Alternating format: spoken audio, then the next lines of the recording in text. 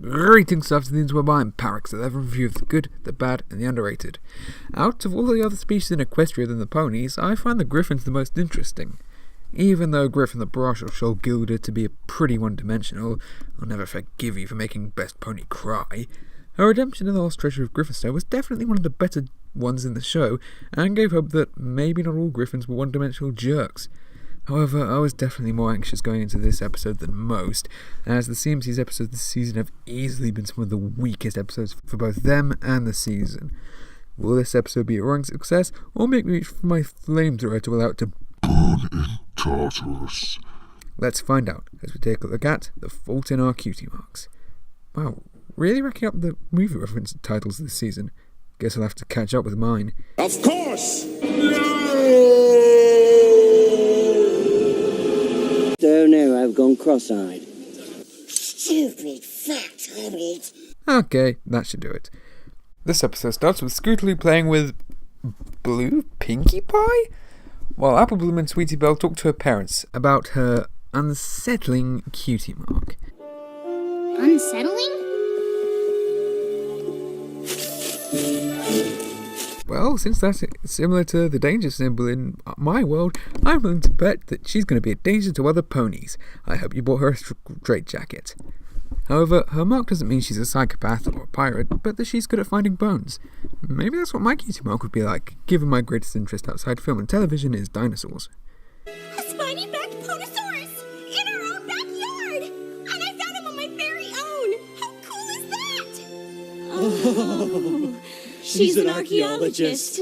Technically, she said Ponysaurus. That would mean she's a paleontologist, but I'll give you a pass. Of course! What did you think she was gonna be, a pirate? Pirate? Really, Meanwhile, the Crusaders admire helping a grand total of 4 ponies find their talents. Some pony might even come to us with a problem that even we can't handle. Touch wood, sweetie, touch wood. There's plenty around, just touch. Like, say, a griffin? Ha! Exactly! Like a griffin. But that's just crazy talk. Or not! Celestia, damn it. I guess we've got to ask her, but aren't griffins supposed to be kind of mean and cranky? That's crazy! What do you think that griffin wants? I don't really see what your problem is, Apple Bloom. I mean, your voice actress hangs out with a black griffin all the time. The Cutie Mark Crusaders! I can't believe it's really you! I think we need to check if Pinkie Pie died and got reincarnated, since Gabby here is scarily similar to her, but somehow even more adorable. Gabby's there to find her cutie mark, while, of course, the Crusaders aren't sure if she can. It is odd that ponies have cutie marks, but griffins, chaos spirits, changelings, donkeys, mules, and every other intelligent species don't. Minus hippogriffs, but that's not canon. Yet. I'm just a little mail delivery griffin who likes to spread a little bit of griffiny sunshine on my rounds, which always makes me feel different from the other griffins. Anything for any old griffin in need. In Soviet Griffinstone, old ladies cross you.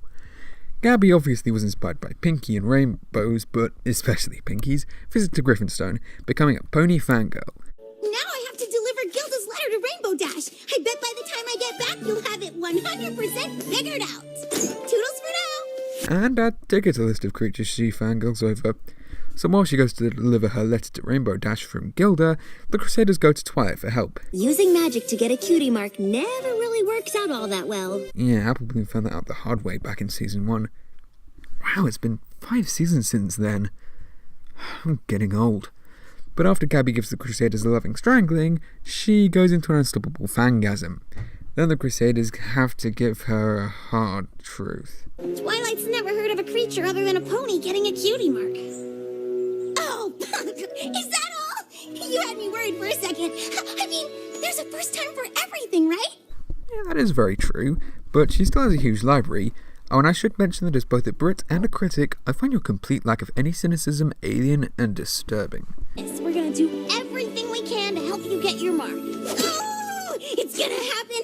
I can feel it! Why in tarnation would you promise something that just can't be done?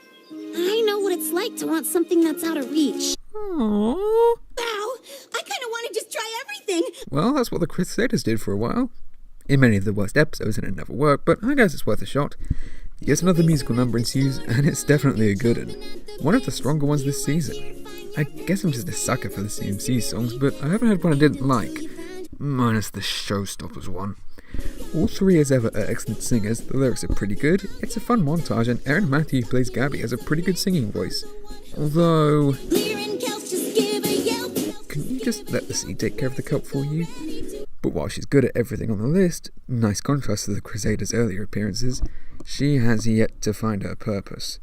When they actually have to break the truth to her, that they can't do it, and the cutie, Gabby not the Crusaders, gets broken, it's pretty sad.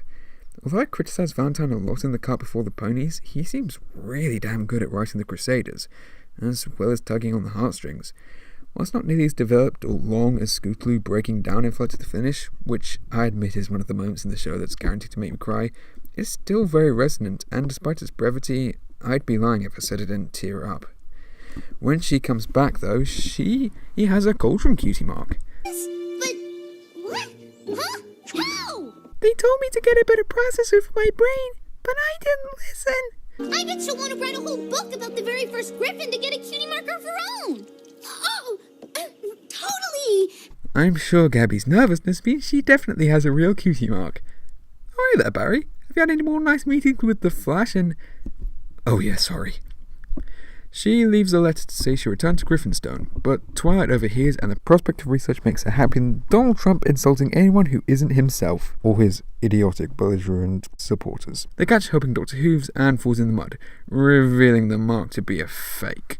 I guess the one thing I'm really not good at is faking things. You can say that again, but that just makes the earlier moment even sadder, showing how desperate she was. But I didn't do it to make myself feel better. I wanted to make you feel better. Oh, I think you're creeping up my list of favourite characters quicker than you fly.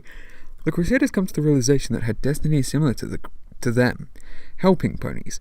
Definitely a clever reveal, given that all the tasks she underwent helped ponies, and the Crusaders give the good moral that feeling good about doing something is better than being good at it. Then the Crusaders make her cutie mark? Oh my god, that's...